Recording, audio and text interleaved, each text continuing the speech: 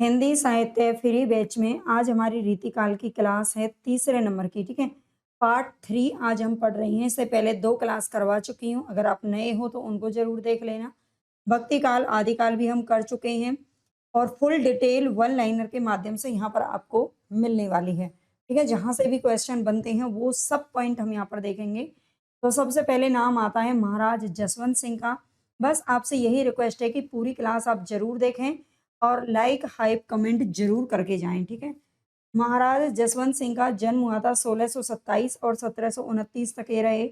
रीतिकाल के अलंकार निरूपक आचार्यों में मारवाड़ नरेश जसवंत सिंह का नाम विशेष आदरणीय है। ठीक है, ये महाराज गज सिंह के द्वितीय पुत्र जो कि साहित्य प्रेमी एवं अनुशासित थे। केवल 12 वर्ष की आयु में ही राजगद्दी पर बैठे थे। ठीक है, महाराज गज सिंह के द्वितीय पुत्र थे और ये साहित्य प्रेमी और अनुशासित भी थे और 12 वर्ष की आयु में ही ये राजगद्दी पर बैठ गए थे। ये महाराज महाराज इसीलिए इनके सामने लगाया जाता क्योंकि ये राजा भी थे, साहित्य प्रेमी कवि होने के साथ साथ। महाराज जसवंत सिंह राजा होते हुए भी कवित्व शक्ति संपन्न थे। इनके प्रमुख ग्रंथों की अगर बात करें तो भाषा भूषण, अपरोक्ष सिद्धांत, अनुभव प्रकाश, आनंद विलास, सिद्धांत बोध और सिद्धांत सार। ठीक है, ये सारे इनके ग्रंथ मिलते हैं। अगला इनका सबसे पहला जो ग्रंथ आता है भाषा भूषण, जिसमें बच्चे बहुत बार कंफ्यूज हो जाते हैं कि भाषा भूषण भूषण का ग्रंथ होगा, लेकिन ये किसका है? जसवंत सिंह का है भाषा भूषण। ये इनका अलंकार विवेचन से संबंधित महत्वपूर्ण ग्रंथ है। भाषा भूषण चंद्रालोक शैली, एक ही श्लोक में अलंकार के लक्षण एवं उदाहरण दिए जाते हैं। ध्यान, चंद्रालोक शैली किसे कहते हैं? एक ही श्लोक में अलंकार के लक्षण और उदाहरण दिए जाते हैं और चंद्रालोक शैली में लिखा हुआ है। ये 212 दोहों का ग्रंथ है। ठीक है, इसमें दोहे कितने हैं? तो 212 दोहे हैं, याद रखना। जैसे 5 प्रकाशों में विभक्त कर प्रस्तुत किया गया है ना, इसे 5 अध्यायों में विभक्त किया गया है। कहा जाता है कि संस्कृत में जो स्थान कुवलयानंद किसका है? अप्य दीक्षित का है। कुवलयानंद ग्रंथ का है, हिंदी में वही स्थान भाषा भूषण का है। यानी कि अप्य दीक्षित का जो ग्रंथ है उसके समान इसे बताया गया है। भाषा भूषण ग्रंथ रीतिकालीन अलंकार ग्रंथों में सर्वश्रेष्ठ ग्रंथ माना जाता है, याद रखना है। ठीक है, भाषा भूषण ग्रंथ पर अब तक 3 टीकाएं लिखी गई हैं। अलंकार रत्नाकर के नाम से ये टीका किसने लिखवाई थी? किसने लिखी थी? तो जिसे बंसीधर ने 1735 ईस्वी में लिखा था। दूसरी टीका लिखी थी प्रताप शाही ने और तीसरी लिखी थी गुलाब कवि की भूषण चंद्रिका नाम से। ठीक है, भूषण चंद्रिका किसने लिखा था? तो गुलाब कवि ने लिखा था, याद रखना। ठीक है, और प्रताप शाही की टीका के नाम से ही प्रसिद्ध है। भाषा भूषण के अतिरिक्त इन्होंने जो भी ग्रंथ लिखे हैं वे तत्व ज्ञान संबंधी हैं। इनमें अपरोक्ष सिद्धांत, अनुभव प्रकाश, आनंद विलास और सिद्धांत बोध, सिद्धांत सार। ठीक है, भाषा भूषण के अतिरिक्त ये सारे ग्रंथ किस प्रकार के हैं? तत्व ज्ञान संबंधी हैं, याद रखना है। अगला नाम यहाँ पर आता है किसका? कवि मंडन का। ठीक है, कवि मंडन का नाम आता है। ये जैतपुर बुंदेलखंड के निवासी थे। कवि मंडन ये जैतपुर बुंदेलखंड के निवासी थे। 1659 ईस्वी में राजा मंगल सिंह की दरबार में ये मौजूद थे, याद रखना है। शुक्ल जी ने इनके 5 ग्रंथों का उल्लेख किया है, जिनमें आते हैं रस रत्नावली, नैन पचासा, रस विलास, जानकी जू को ब्याह और जनक पच्चीसी। ठीक है, ये 5 ग्रंथ है कवि मंडन के द्वारा लिखे हुए हैं, याद रखना है सबको। डॉक्टर नगेंद्र ने इनके 2 अन्य ग्रंथ और भी बताए हैं ना। इन 5 के अलावा 2 ग्रंथ और मानते हैं डॉक्टर नगेंद्र, जिसमें पुरंदर भाषा और काव्य रत्न ये दोनों नाम आते हैं। इनकी पंक्ति को अगर देखें तो ये इंपॉर्टेंट पंक्ति है इनकी। अली है तो गई जमुना जल को सो कहाँ कहाँ वीर विपत्ति परी, गहराए के कारी घटा आई इतने में गागरी शीस धरी। ठीक है, गागरी बोलते हैं मटकी को, मटके को। अगला नाम यहाँ पर आता है सुरती मिश्र का। इनकी प्रमुख रचनाएं आपको याद रखनी है, जिनमें अलंकार माला, रस रत्नमाला, काव्य सिद्धांत, वेताल पच्चीसी, रस रत्नाकर, श्रृंगार सागर और भक्ति विनोद का नाम आता है। ठीक है, सारी रचनाएं इंपॉर्टेंट हैं, सभी को याद रखना है। अगला नाम यहाँ पर आता है श्रीपति का। ये कलापी के कान्य कुब्ज ब्राह्मण थे। ठीक है, श्रीपति कलापी के कान्य कुब्ज ब्राह्मण थे। 1727 ईस्वी में श्रीपति ने काव्य सरोज नामक रीति ग्रंथ लिखा था, याद रखना है। इनकी अन्य रचनाओं की बात करें तो कवि कल्पद्रुम इन्होंने लिखा है और रस सागर। ठीक है, कवि कल्पद्रुम, रस सागर, अनुप्रास विनोद, विक्रम विलास, सरोज कालिका और अलंकार गंगा। ठीक है, ये रचनाएं जो श्रीपति के द्वारा लिखी गई हैं। इनकी पंक्ति जो इंपॉर्टेंट है, जल भरे झूमे मानो भूमे पर सत आए, दसहु दिसान धूमे दामिनी लय लय, धूरी घूमरे से धुमारे कारे, दुखन धार धावे छवि सो हुए हुए। ठीक है, ये इनकी पंक्ति आपको याद रखनी है। अगला नाम यहाँ पर आता है रसलीन का। तो रसलीन का जन्म हुआ था 1696 ईस्वी में बिलग्राम हरदोई उत्तर प्रदेश के अंदर। इनके पिता का नाम था सैयद मोहम्मद बाकर। ठीक है, पिता का क्या नाम है? सैयद मोहम्मद बाकर है। इनके प्रमुख ग्रंथों की बात करें तो रस प्रबोध और अंग दर्पण इन्होंने लिखा है। रस प्रबोध में कुल 1741 दोहे हैं, है ना, जबकि शुक्ल ने केवल इसमें 1054 दोहे ही स्वीकारे हैं। रस प्रबोध में 1741 दोहे हैं कुल, लेकिन शुक्ल ने इसमें केवल 1054 ही स्वीकारे हैं। रस प्रबोध नायक नायिका भेद संबंधी ग्रंथ है और अंग दर्पण नक्सिक संबंध वर्णन संबंधी ग्रंथ है। दोनों को याद रख लेना है। इनकी पंक्ति जो बार बार पूछी जाती है, अमिया हलाहल मद भरे सेत श्याम रत्नार। ठीक है, सेत श्याम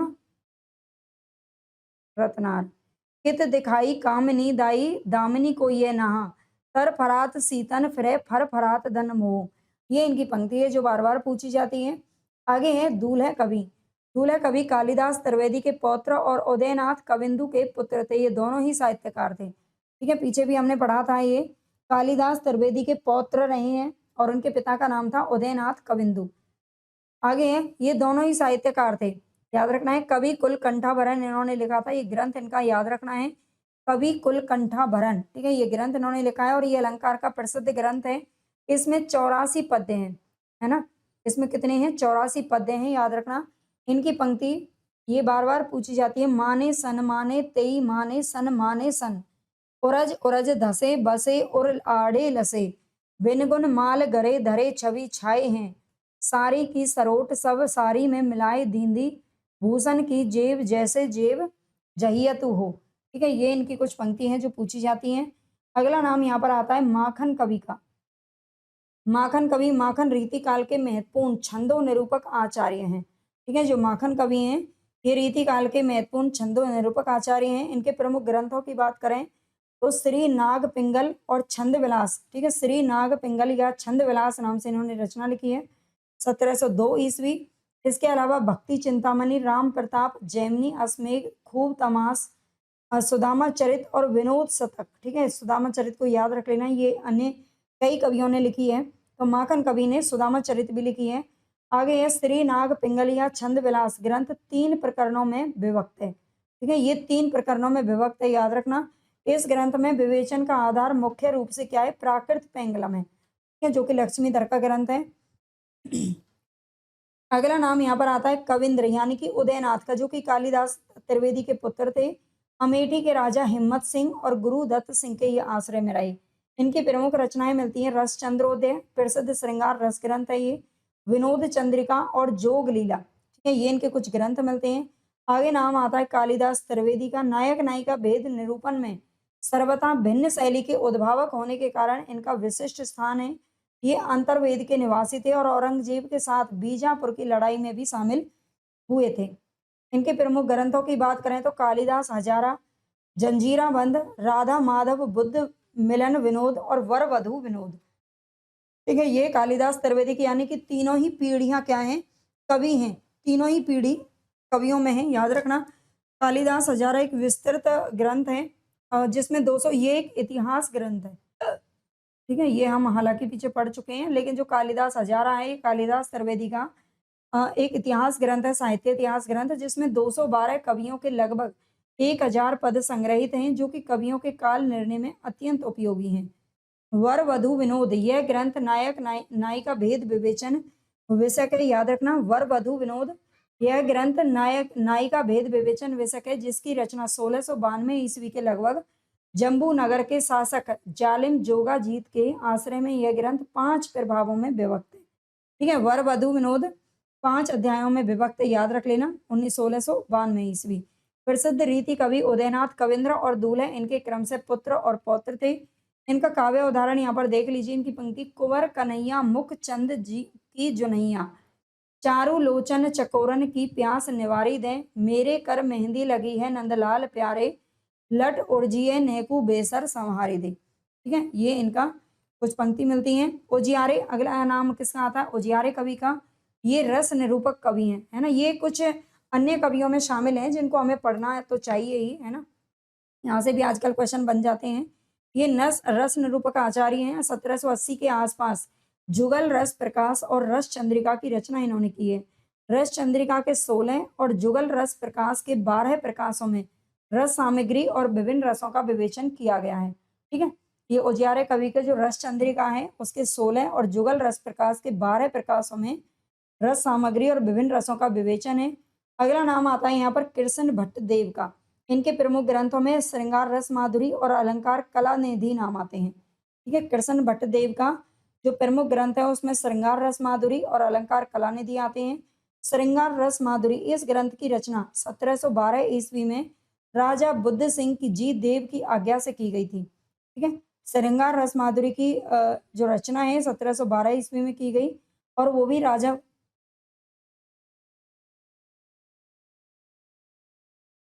बुद्ध सिंह जी देव की आज्ञा से। इस ग्रंथ की विषय वस्तु 16 अध्यायों में विभक्त है, जिसे स्वाद यानी कि अध्याय की संज्ञा दी गई है। स्वाद की संज्ञा दी गई है, अध्याय को स्वाद कहा गया है। इनमें क्रमशः द्विविविध श्रृंगार नायक नायिका भेद, चतुर्विध दर्शन दूती मिलन भेद आदि का वर्णन किया गया है। अगला नाम यहाँ पर आता है किस कवि का? सुखदेव मिश्र। ठीक है, इनका कविता काल रहा है 1633 से 1703 ईस्वी। इनके प्रमुख ग्रंथों की बात करें तो व्रत विचार, छंद विचार, फाजिल अली प्रकाश, अध्यात्म प्रकाश, रसा अर्णव, रस रत्नाकर, श्रृंगार लता और दशरथ राय। ठीक है, ये सारे इनके ग्रंथ मिलते हैं। सुखदेव मिश्र जी को याद रखना है। ठीक है, व्रत विचार 1671 ईस्वी की रचना महाराज राम सिंह के आश्रय में की गई थी और यह रचना छंदो निरूपण विषयक है। ठीक है, छंद निरूपण का विषय है, इसका ग्रंथ है। रसा अर्णव और रस रत्नाकर में नवरस वर्णन किया गया है। ठीक है, 9 रसों का वर्णन किया गया है। अध्यात्म प्रकाश में जीव जगत माया और ब्रह्म विषयक ब्रह्म के विषय में आचार्य शंकर के विचारों को कविता में समझाया गया है। ठीक है, अध्यात्म प्रकाश में क्या है? ये आध्यात्मिक ग्रंथ है। सुखदेव मिश्र छंदो निरूपक आचार्य हैं। इनको राजा राज सिंह गौड़ ने कविराज की उपाधि दी थी। ठीक है, ये मोस्ट इंपॉर्टेंट है, कविराज की उपाधि दी गई थी सुखदेव मिश्र जी को। पंडित महावीर प्रसाद द्विवेदी ना इनका एक अच्छा जीवन व्रत सरस्वती पत्रिका में लिखा था। ठीक है, सरस्वती पत्रिका में महावीर प्रसाद द्विवेदी ने लिखा था इनका जीवन परिचय। आगे यहाँ पर नाम आता है किसका? आचार्य शुक्ल का। वास्तव में ये बहुत ही प्रौढ़ कवि थे, है ना। सुखदेव मिश्र के बारे में शुक्ल जी ने क्या कहा है कि वास्तव में ये बहुत प्रौढ़ कवि थे और आचार्यत्व भी इनमें पूरा था। ठीक है, ये आचार्यत्व भी इनमें पूरा था। छंद शास्त्र पर इनका विशद निरूपण और किसी कवि ने नहीं किया है।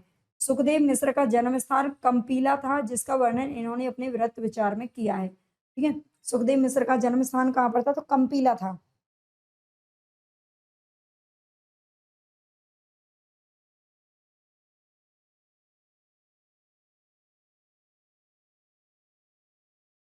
आगे यहाँ पर नाम आता है किसका? असोधर। असोधर यानी कि जिला फतेहपुर का ये स्थान है। असोधर के राजा भगवंत राय खींची और औरंगजेब के मंत्री फाजिल अली शाह के आश्रय में सुखदेव मिश्र ने कविता लेखन का कार्य किया था। ठीक है, तभी तो फाजिल अली प्रकाश लिखा था। इनके श्रृंगार रस के उदाहरण यहाँ पर देख लीजिए। ननद नारी सासू मायके सिधारी, आहे रैन अंधियारी भरी सूझत ना करू हो, पीतम को गौन कविराज ना सोहात, मौन दारोन बहत पौन लाग्यो मेघ झरू है। ठीक है, ये इनका कुछ पंक्ति मिलती है। अगला नाम यहाँ पर आता है महाराज राम सिंह का। इनके प्रमुख ग्रंथों में जुगल विलास 1779, रस शिरोमणि 1773, अलंकार दर्पण 1778 और रस निवास 1782 में मिलता है। ठीक है, ये इनके कुछ ग्रंथ मिलते हैं। महाराज राम सिंह ने रस के आधार पर अभिमुख यानी कि रस प्रधान, विमुख गुणीभूत रस और परमुख यानी कि रसहीन नामक काव्य की 3 कोटियों की परिकल्पना भी इनके मौलिक चिंतन का परिणाम कही जा सकती है। आगे नाम आता है यहाँ पर बेनी प्रवीण का। बेनी प्रवीण लखनऊ निवासी वाजपेयी ब्राह्मण थे। ठीक है, जो बेनी प्रवीण है लखनऊ के निवासी वाजपेयी ब्राह्मण थे तथा वल्लभ संप्रदाय के वंशी लाल के शिष्य थे। इन्हें प्रवीण की उपाधि इनके समकालीन बेनी बंदीजन ने दी थी, याद रखना। इनके प्रमुख ग्रंथों में नवरस तरंग 1817 ईस्वी, श्रृंगार भूषण, नाना राव प्रकाश। ठीक है, ये इनके ग्रंथ मिलते हैं। इनमें नवरस तरंग ही उपलब्ध है, बाकी उपलब्ध नहीं है दोनों। नवरस तरंग इसकी रचना नवल कृष्ण के आश्रय में लिखी गई थी और इस रचना में कुल 543 छंद है। ठीक है, नवरस तरंग में पंक्ति की बात करें तो भोर ही न्योती गई भोर ही न्योती गई थी तुम्हें वे गोकुल गांव की ग्वालिनी गोरी, अधिक राती लौ बेनी प्रवीण कहाडिग राखी क्यों बड़जोरी। ठीक है, ये इनकी कुछ पंक्ति मिलती है। अगला नाम है यहाँ पर मोस्ट इंपॉर्टेंट पद्माकर का। ठीक है, पद्माकर का जन्म 1753 ईस्वी और निधन हुआ था 1833 ईस्वी कानपुर उत्तर प्रदेश के अंदर। इनके पिता का नाम था मोहनलाल भट्ट। डॉक्टर बच्चन सिंह क्या कहते हैं कि पद्माकर रीति काल के अंतिम श्रेष्ठ कवि हैं। ठीक है, ये डॉक्टर बच्चन सिंह ने कहा है कि पद्माकर रीतिकाल के क्या हैं, अंतिम श्रेष्ठ कवि हैं। राम स्वरूप चतुर्वेदी का कहना है कि भिखारी दास यदि रीतिकाल के अंतिम प्रसिद्ध आचार्य हैं, है ना, भिखारी दास यदि रीतिकाल के अंतिम प्रसिद्ध आचार्य हैं तो पद्माकर अंतिम प्रसिद्ध कवि हैं। पद्माकर नरेश, देखो इनके बहुत सारे आश्रयदाता रहे थे तो नाम याद रख लेना यहाँ पर। पद्माकर नरेश रघुनाथ राव अप्पा महाराज जैतपुर, सुगरा निवासी अर्जन सिंह, दतिया महाराज परीक्षित, सुजाउद्दौला के जागीरदार गोसाई अनूप गिरी, उपनाम था इनका हिम्मत बहादुर, इन्होंने तभी तो हिम्मत बहादुर विरुदावली लिखी थी। सितारा के रघुनाथ राव, जयपुर नरेश प्रताप सिंह और इनके पुत्र जगत सिंह, उदयपुर नरेश भीम सिंह और ग्वालियर नरेश दौलत राव सिंधिया, इन सबके दरबारों में रहे हैं ना। पद्माकर के सबसे ज्यादा आश्रयदाता थे, ये याद रख लेना। देव भी बहुत सारे लोगों के यहाँ पर रहे थे। आगे प्रमुख रचनाएं इनकी देख लेते हैं। तो हिम्मत बहादुर विरुदावली इन्होंने लिखी थी। पद्मा भरण इन्होंने लिखा है। जगत विनोद, प्रबोध पचासा, गंगा लहरी, प्रताप सिंह विरुदावली, कली 25। इनके अतिरिक्त इन्होंने वाल्मीकि रामायण, हितोपदेश आदि संस्कृत ग्रंथों के अनुवाद भी किए थे। ठीक है, पद्मा भरण और जगत विनोदी इनके मौलिक यानी कि रीति ग्रंथ हैं, याद रखना है। अन्य राज प्रशस्ति अथवा भक्ति और वैराग्य संबंधी हैं। पद्मावरण और जगत विनोद ये इनके रीति ग्रंथ हैं। इसके अलावा जो ग्रंथ लिखे गए हैं वो राज प्रशस्ति मतलब राजाओं की प्रशंसा करने के लिए या फिर भक्ति और वैराग्य से संबंधित हैं। पद्मावरण 1810 ईस्वी में रचित ये अलंकार ग्रंथ है, याद रखना। जगत विनोद इसकी रचना महाराज जगत सिंह की आज्ञा से 1803 से लेकर के 1821 के बीच में की गई थी। यह भी इनका प्रसिद्ध रीति ग्रंथ है। इसमें 6 प्रकरण हैं और 731 छंद हैं। इसे श्रृंगार रस का सार ग्रंथ भी कहा जाता है। रीति काव्य परंपरा के अंतिम लोकप्रिय कवि होने के कारण इन्हें कविराज शिरोमणि यानी कि जयपुर के नरेश महाराज प्रताप सिंह द्वारा ये उपाधि दी गई थी, याद रखना। यह जनश्रुति है, मतलब लोगों में कहावत है कि अंतिम दिनों में उन्हें कुष्ठ रोग हो गया था। कुष्ठ यानी कि कोढ़ हो गया था और उसी के निवारण के लिए उन्होंने गंगा लहरी लिखा था। ठीक है, उसी के निवारणार्थ उन्होंने क्या लिखा था, गंगा लहरी की रचना की थी। प्रताप सिंह विरुदावली एक वायवीय प्रशस्ति है। ठीक है, प्रताप सिंह विरुदावली क्या है, एक वायवीय प्रशस्ति है। इसमें वास्तविक युद्ध संबंधी शाब्दिक व्यायाम ही मिलता है। फाग उनका प्रिय त्योहार है जिसके माध्यम से संयोग वियोग के अनेक तन्मय चित्र पद्माकर ने खींचे हैं। ठीक है, फाग यानी कि फागुन, जो होली आता है ना उसको बोलते हैं। पद्माकर रीति काल के दूसरे कवि हैं, प्रथम देव हैं, जो सर्वाधिक राजाओं यानी कि आश्रयदाताओं के आश्रय में रहते हैं। मतलब प्रथम तो देव ही हैं, सबसे ज्यादा जो आश्रयदाता है वो देव के थे और दूसरे नंबर पर किसके थे, पद्माकर के थे। ये सारे की चिंतामणि को ले लो चाहे मतीराम को, ये कई कई राजाओं के दरबार में रह चुके थे। ठीक है, पद्माकर मूलतः कवि स्वभाव के हैं, याद रखना। आचार्यत्व की प्रतिभा इनमें नहीं है। पद्माकर उस समय ब्रजभाषा में कविता कर रहे थे जब मीर नजीर अकबराबादी और गालिब विविध विषयों पर उर्दू में प्रभावी तरीके से लिख रहे थे। पद्माकर ने अपनी प्रतिभा के बल पर ब्रज भाषा को नई चमक देने का प्रयास किया। इनके प्रमुख कवित्व की बात करें यानी कि प्रमुख पंक्तियां इनकी देखें तो या अनुराग की फाग लखो, या अनुराग की फाग लखो, जह रागती राग किशोर किशोरी, क्यों पद्माकर घाली घनी फिरी लाल ही लाल गुलाल की झोरी, फागु की भीर अभिरन ते गही गोविंद ले गई भीतर गोरी, वही करी मन की पद्माकर ऊपर आई अबीर की झोरी, एरी इन नैनन के नीर में अबीर घोरी, बोरी पिचकारी चित चोर पे चलाई आऊं, नैन नचाए कहीं मुस्काए लला फिर आयो खेलन होरी। ठीक है, ये इनकी कुछ इंपॉर्टेंट पंक्तियां हैं जो बार बार पूछी जाती रही हैं। अगला यहाँ पर नाम आता है किसका, अमीर दास का। ठीक है, अमीर दास का नाम आता है। इनका जन्म हुआ था 1783 के आसपास पंजाब के एक वैष्णव परिवार में। ठीक है, अमीर दास का जन्म कब हुआ था, 1783 में हुआ था पंजाब के एक वैष्णव परिवार में। इनके गुरु का नाम था रामदास जो कि उदासी संप्रदाय से दीक्षित थे। ठीक है। उदासी संप्रदाय की स्थापना तो श्री चंद ने की थी, आप जानते हैं, लेकिन रामदास इसमें दीक्षित थे। इन्होंने 12 ग्रंथ लिखे थे, जिसमें से 7 उपलब्ध हैं और 7 ग्रंथों के नाम यहाँ पर देख लीजिए। वेद कल्पतरु ये मानव चिकित्सा पर आधारित है। अश्व संहिता पशु चिकित्सा पर आधारित है। ब्रज विलास सतसई रस के विभिन्न अंगों का वर्णन है। सभा मंडन ये 5 उल्लासों में विभक्त है। इसके अलावा श्री कृष्ण साहित्य सिंधु, शेर सिंह प्रकाश और कृत चंद्रोदय, तो ये सारे ग्रंथ हैं जो इनके द्वारा लिखे हुए माने गए हैं। आगे यहाँ पर ग्वाल कवि का नाम आता है। ये मथुरा के रहने वाले बंदीजन सेवाराम के पुत्र थे। ठीक है, ये मथुरा के रहने वाले बंदीजन सेवाराम के पुत्र थे। इनका जन्म 1791 ईस्वी में और मृत्यु हुई थी 1860 ईस्वी में रामपुर के अंदर। इनके द्वारा लिखे गए जो ग्रंथ हैं उसमें रसिकानंद, कवि दर्पण, साहित्यानंद, गुरु पचासा, हमीर हट, कुब्जा अष्टक, भक्त भावन, इश्क लहर, कवि हृदय विनोद और विजय विजय विनोद। ठीक है, ये सारे कुछ ग्रंथ हैं जो इनके द्वारा लिखे हुए माने जाते हैं। आगे यहाँ पर रीति सिद्ध काव्य धारा, तो रीति सिद्ध काव्य धारा में देखते हैं, अभी तक हमने रीति बद्ध पढ़ी है, रीति सिद्ध को पढ़ेंगे और फिर इसके बाद रीति मुक्त। तो बिहारी का नाम आता है रीति सिद्ध काव्य धारा में। बिहारी जिनको लक्ष्यबद्ध कवि कहा जाता है। ठीक है, इन्होंने लक्षण ग्रंथ नहीं लिखे थे, लेकिन इनका लक्ष्य था कुछ लिखने के लिए। ठीक है, लक्ष्य इन्होंने प्राप्त किया था। जिसने किसी लक्ष्य प्राप्ति के लिए साहित्य की रचना की हो उसे लक्ष्यबद्ध कवि कहा जाता है। ठीक है, बिहारी का जन्म हुआ था 1595 ईस्वी में बसुआ गोविंदपुर के समीप ग्वालियर मध्य प्रदेश में। पिता का नाम था केशव राय। पुत्र इनके कौन थे? दत्तक पुत्र निरंजन, जिन्हें कृष्ण के नाम से भी जाना जाता था। गुरु थे नर हरिदास, यही गुरु किसके भी थे? ये तुलसीदास के भी गुरु थे नर हरिदास या नर हरियानंद। ठीक है, संप्रदाय में ये निम्बार्क संप्रदाय में दीक्षित थे, याद रखना है।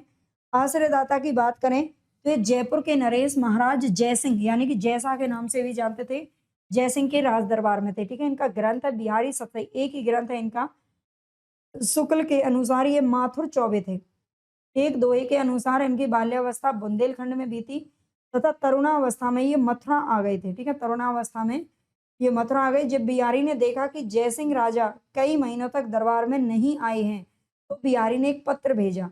नहीं पराग नहीं मधुर मधु, नहीं विकास ई काल, अली कली ही सो वही हो, अरूपा कौन हवाल। ठीक है, इसमें अन्योक्ति अलंकार है, अलंकार भी दे रखा है। और ये पंक्ति इन्होंने राजा जयसिंह के लिए लिखी थी और वो इसको पढ़ करके फिर बाहर भी आ गए थे, है ना।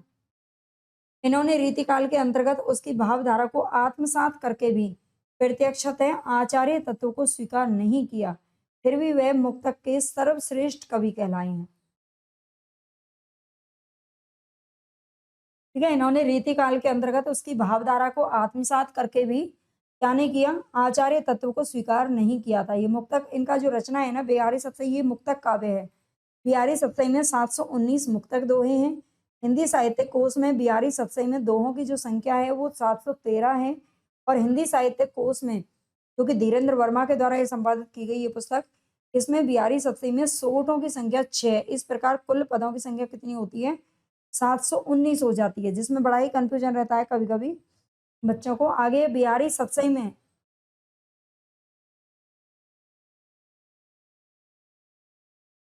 बिहारी सतसई में श्रृंगारिकता के अतिरिक्त भक्ति एवं नीति के दोहों का भी समन्वय किया गया है। ठीक है, इसमें केवल श्रृंगारिक दोहे नहीं है बल्कि भक्ति और नीति से भी संबंधित है।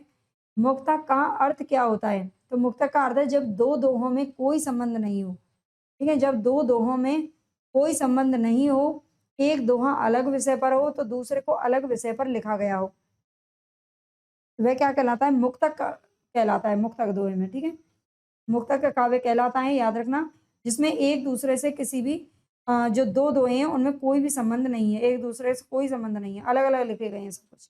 बिहारी सतसई पर हाल कृत, गाथा सप्तशती, गोवर्धन आचार्य कृत, आर्या सप्तशती और अमरूक कृत अमरूक शतक की प्रेरणा रही है।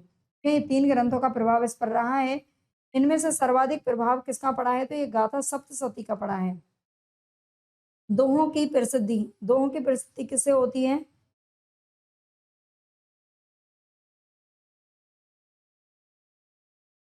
दोहों की प्रसिद्धि कल्पना की समाहार शक्ति एवं भाषा की सामाजिक शक्ति के कारण है। ये दोहों की प्रसिद्धि क्यों हुई इनकी? तो कल्पना की समाहार शक्ति एवं भाषा की सामाजिक शक्ति के कारण हुई। रामचरितमानस को छोड़कर हिंदी साहित्य में दूसरा काव्य ग्रंथ नहीं हुआ जिसका इतना मंथन किया गया हो।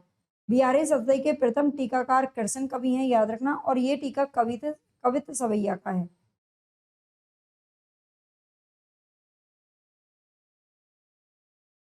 रामचंद्र शुक्ल के अनुसार बिहारी सतसई की मुख्यतः 5 टीकाएं मिलती हैं, है ना। ये 5 टीकाएं कौन कौन सी हैं? तो कृष्ण कवि की हरि प्रकाश टीका, याद रखना, और लल्लू लाल की लाल चंद्रिका, सरदार कवि की टीका मिलती है, और सुरती मिश्र की टीका मिलती है। इसके अलावा जगन्नाथ दास रत्नाकर की बिहारी रत्नाकर भी मिलती है। ठीक है, ये सारी शुक्ल जी के अनुसार बिहारी सतसई की 5 टीकाएं हैं जो कि प्रसिद्ध मिलती हैं, जो लिखी गई हैं। आगे हैं बिहारी सतसई पर लिखे गए ग्रंथ कौन से हैं? तो प्रभु दयाल मिश्र ने बिहारी के दोहों को खड़ी बोली में रूपांतरित किया है, याद रखना है। प्रभु दयाल मिश्र ने बिहारी के दोहों को खड़ी बोली में रूपांतरित किया, जबकि अंबिका दत्त व्यास ने बिहारी सतसई को बिहारी बिहार शीर्षक से दोहे के स्थान पर कुंडलिया छंद में इसका भावानुवाद कर दिया। इसके बाद मिलता है बुंदेलखंड निवासी मुंशी देवी प्रसाद प्रीतम ने बिहारी सतसई का अनुवाद उर्दू के शेरों में किया है। ठीक है, बुंदेलखंड निवासी जो मुंशी देवी प्रसाद प्रीतम थे, उन्होंने बिहारी सतसई का अनुवाद किसमें किया है? उर्दू के शेरों में। आनंदी लाल शर्मा ने फिरंगे सतसई शीर्षक से फारसी भाषा में बिहारी सतसई की टीका लिखी थी। ठीक है, फिरंगे सतसई के नाम से। पंडित परमानंद ने श्रृंगार सप्तशती शीर्षक से बिहार के दोहों का संस्कृत में अनुवाद किया है। ठीक है, पंडित परमानंद ने श्रृंगार सप्तशती शीर्षक से क्या किया है? श्रृंगार सप्तशती के नाम से है। ठीक है, बिहारी के दोहों का संस्कृत में अनुवाद किया है। पद्य सिंह शर्मा ने बिहार के दोहों की तुलना संस्कृत, प्राकृत, हिंदू, उर्दू के कवि शादी, ये कवि का नाम है, शादी से करने के लिए बिहारी सतसई पर संजीवनी भाष्य शीर्षक से ग्रंथ लिखा तथा सतसई संहार शीर्षक से ज्वाला प्रसाद मिश्र की भावार्थ प्रकाशित टीका की आलोचना सरस्वती पत्रिका में छपवाई गई।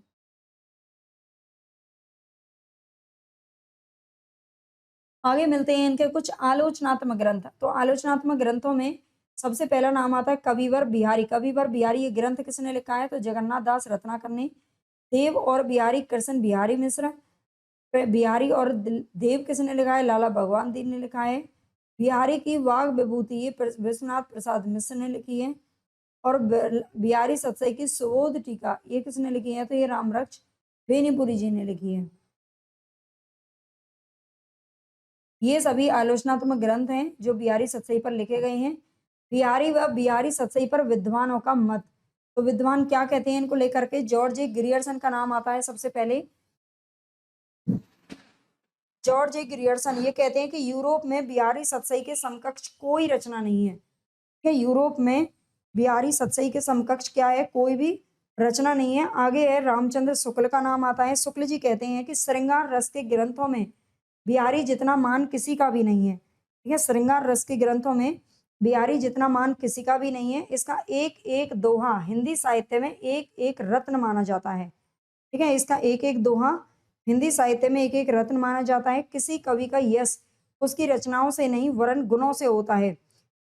मुक्तक कविताओं में जो गुण होना चाहिए वे बिहारी के दोहों में चरमोत्कर्ष पर पहुंचता है, याद रखना है। ये शुक्ल जी का कहना है। मुक्तक में प्रबंध के समान रस की धारा नहीं बहती है, जिसमें कथा प्रसंग की परिस्थितियों में डूबा पाठक और हृदय में एक स्थायी प्रभाव ग्रहण करता है।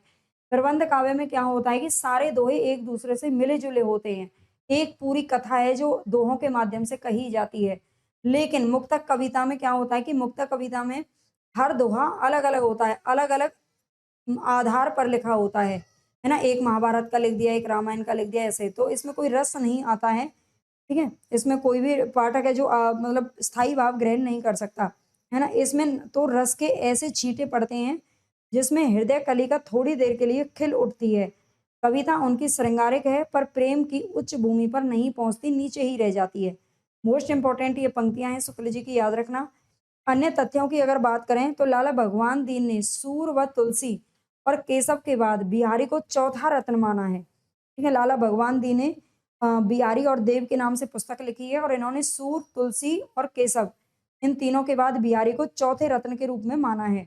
शुक्ल जी ने रसवादी माना है इनको बिहारी को, जबकि नगेंद्र ने बिहारी को ध्वनिवादी स्वीकार किया है। श्री राधाचरण गोस्वामी ने बिहारी को पीयूष वर्षी मेघ माना है, रखना है। बलदेव उपाध्याय ने हाल गाथा के गोवर्धन आचार्य को भाषा का तथा बिहारी को दोहा का बादशाह माना है। ठीक है, बलदेव उपाध्याय का नाम आता है। बलदेव उपाध्याय ने हाल गाथा के गोवर्धन जो आचार्य हैं उनको भाषा का माना है, भाषा का बादशाह, और बिहारी को दोहा का बादशाह बताया है। इनकी प्रमुख पंक्तियां यहाँ पर मिलती हैं। कहत नटत रीझत खीजत मिलत खिलत लजियात, भरे भवन में करत है नैनौ ही सो बात।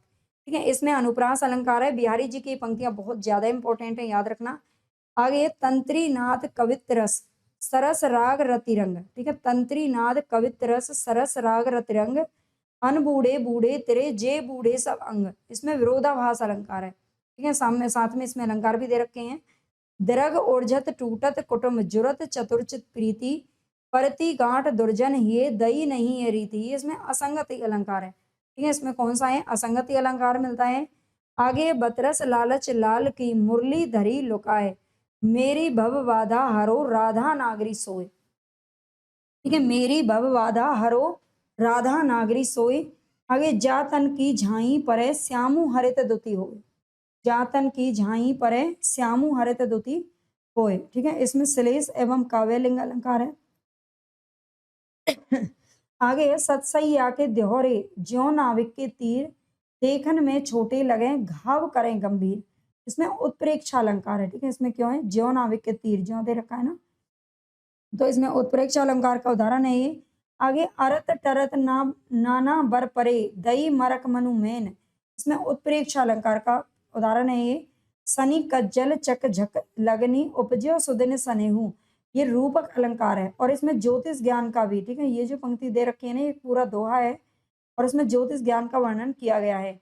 मनमत नेजा नोक सी, इसमें उपमा अलंकार है। टूटी लाज की लाभ, इसमें रूपक अलंकार है।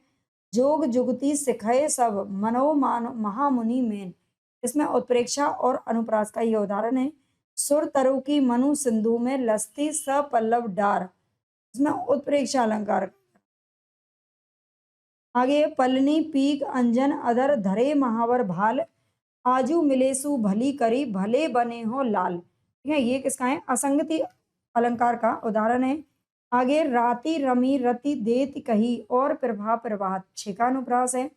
पाए महावर देन को नाइन बैठी आए, फिर जानी महावरी एडी मेडती जाए।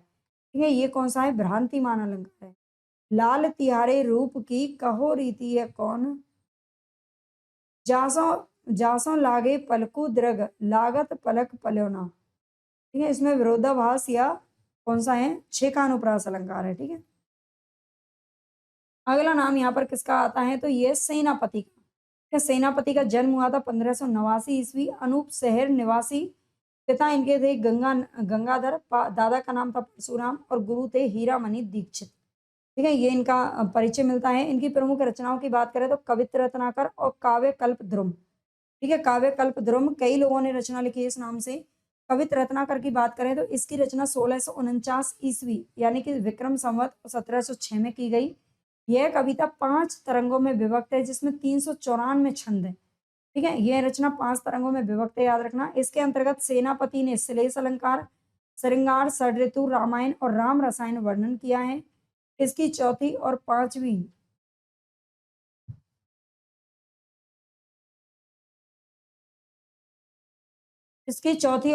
तरंगों में राम का चरित्र है और राम भक्ति भावना का संक्षिप्त सुर वर्णन है। ठीक है, कवित्र रत्नाकर सेनापति का ये राम भक्ति से संबंधित है, याद रखना। ये पूछा जाता है क्वेश्चन। संवत 1706 में से सियापति पाए, सेनापति कविता सजी सज्जन सजो सहाय। ठीक है, ये इनकी कुछ पंक्ति मिलती है। डॉक्टर नगेंद्र ने सेनापति को हिंदी राम काव्य परंपरा में स्थान दिया है, याद रखना। सेनापति को सर्वाधिक सफलता ऋतु वर्णन यानी कि 6 ऋतु में प्राप्त हुई है। इनका ग्रीष्म और वर्षा ऋतु का अत्यंत प्रभावशाली है, देख लीजिए यहाँ पर। दूरी जदुराई सेनापति सुखदाई देखो, आई ऋतु पावस ना पाई प्रेम पतियां, धीर जलंधर जलधर धीर जलधर की यानी कि जलधार की सुनत धुनी धरकी हैं, दर की सुहागन की छो वरी छतियां, आई सुधी बर की हिये में हानि खर की। सेनापति का प्रिय अलंकार कौन सा है? तो ये है श्लेष।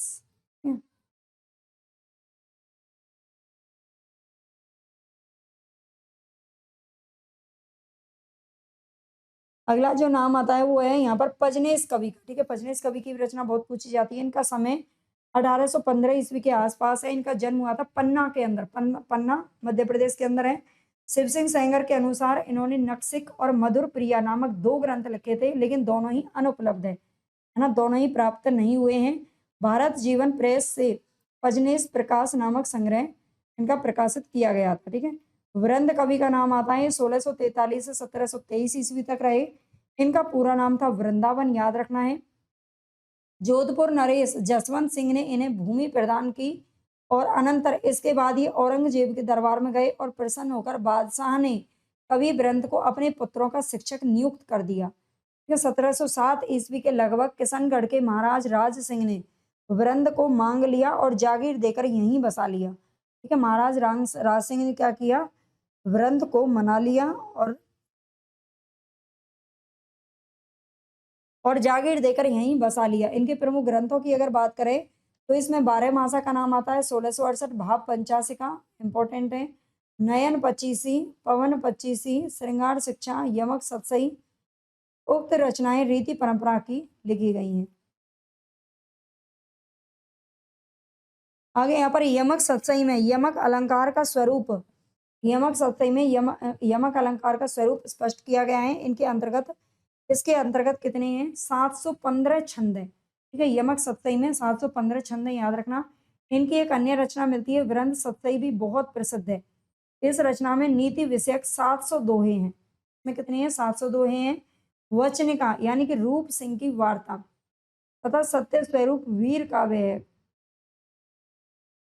इनके प्रसिद्ध पदों को अगर देखें तो मुरली मुरली धरे, मुरली मुरली धर धरी, अरी परी घुनि कान, जातन जात न बनत है, लाज करी कुल आन, देह दही बेचत दही, दही दही है जाति, भले बुरे सब एक सम, जोला बोलत नाही।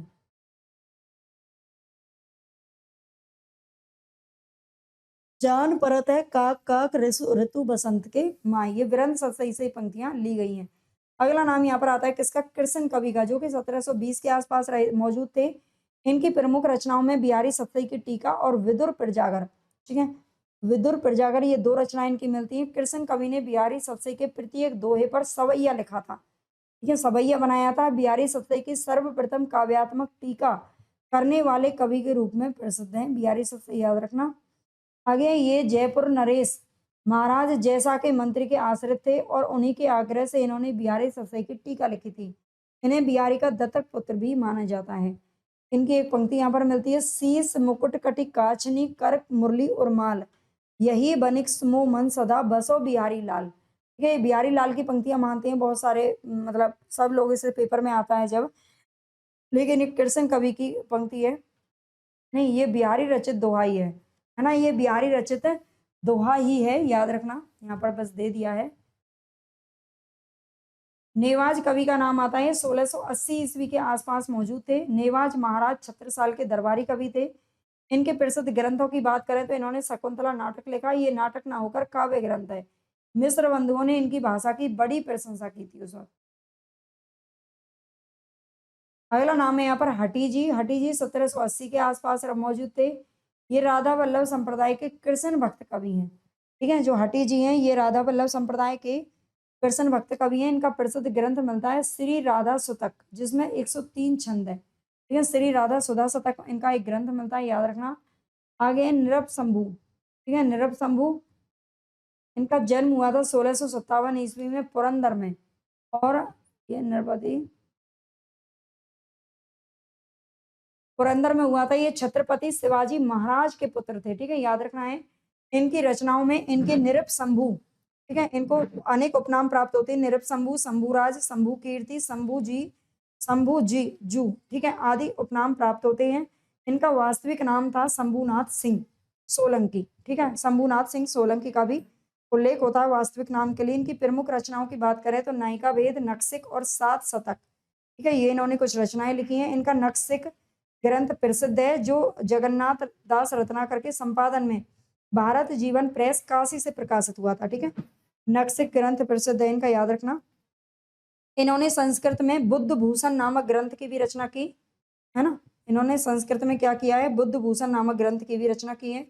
अगला नाम यहाँ पर आता है विक्रमादित्य, है ना, ये मुझे दिखाई नहीं दिया, है ना। विक्रमादित्य याद रखना, ये अगले कवि का नाम है।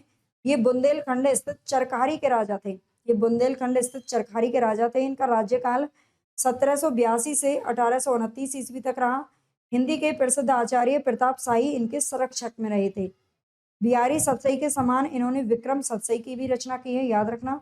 इन्होंने श्रीमद् भागवत के 10वें स्कंद का हिंदी में अनुवाद किया और ब्रज लीला नामक ग्रंथ का भी प्रणयन किया।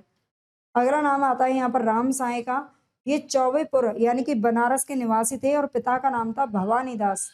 राम साय दास काशी नरेश महाराजा उदित नारायण सिंह के आश्रित कवि थे, ठीक है। राम साय किसके, उदित नारायण सिंह के आश्रित कवि थे। इनकी प्रमुख रचनाओं में राम सबसे इंपॉर्टेंट है, वाणी भूषण, व्रत तरंगनी और ककहरा, ठीक है, ये कुछ रचनाएं मिलती हैं।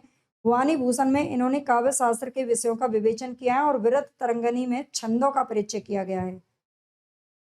आगे राम सतसई रीतिकालीन श्रृंगार परंपरा का उत्तम ग्रंथ है, ठीक है। जो राम सतसई है ये रीतिकालीन श्रृंगार परंपरा का उत्तम ग्रंथ है, जिसे बिहारी सतसई के समान उत्कृष्ट कहा जा सकता है। वृंदावन विहरत फिरे राधा नंद किशोर, नीरद दामिनी जानी संग बोले डोले मोर, ठीक है, ये इनकी कुछ पंक्ति मिलती है। अब आगे हमारी एक क्लास और होगी इसकी रीति मुक्त काव्य धारा में, फिर ये कंप्लीट हो जाएगा रीतिकाल, है ना। अगर आपको अच्छी लगी ये क्लास तो चैनल को सब्सक्राइब जरूर कर लेना, लाइक कर देना, हाइप कर देना। हिंदी साहित्य बैच हमारा निःशुल्क चल ही रहा है यूट्यूब पर। इसके अलावा आप पूरा मतलब देखते हैं, अगर व्याकरण यहाँ पर हो जाती है तो, नहीं तो आप ऐप से भी जुड़ सकते हैं।